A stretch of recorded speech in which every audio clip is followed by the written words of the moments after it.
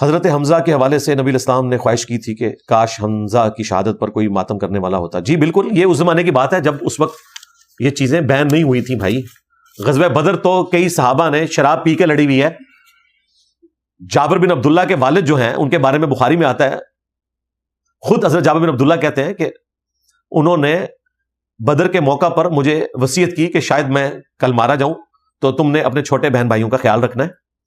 اور وہ کہتے ہیں اس کے بعد انہوں نے شراب پی اور لڑنے کے لیے میدان بدر میں گئے، شہید ہوئے. اور کہتے ہیں اس وقت کیٹاسٹرافک کنڈیشن تھی، انہیں باقی لوگوں کے ساتھ ایک ہی قبر میں دفنا دیا گیا. لیکن میرے دل میں قلق تھا کہ میں اپنے باپ کو ایک الگ قبر میں شفٹ کر دوں.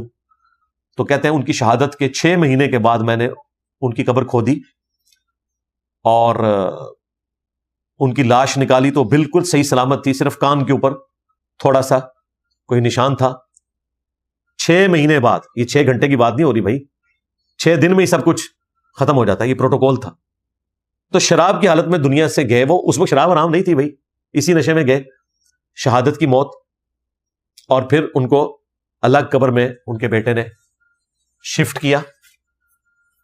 اور دیکھیں حضرت جابر نے پھر اپنے باپ کی نصیحت پہ عمل کیا. انہوں نے ایک بڑی عمر کی عورت کے ساتھ شادی کی جو آلریڈی بچوں والی تھی. اور وہ بخاری میں آتا ہے نبی علیہ السلام نے کہا کہ کسی کنواری لڑکی سے شادی کرنی تھی تو انہوں نے کہا یا رسول اللہ میرے بہن بھائی چھوٹے ہیں تو مجھے ان کی پرورش کے لیے ایک ایسی سینئر خاتون چاہیے تھی، تو میں نے شادی کی.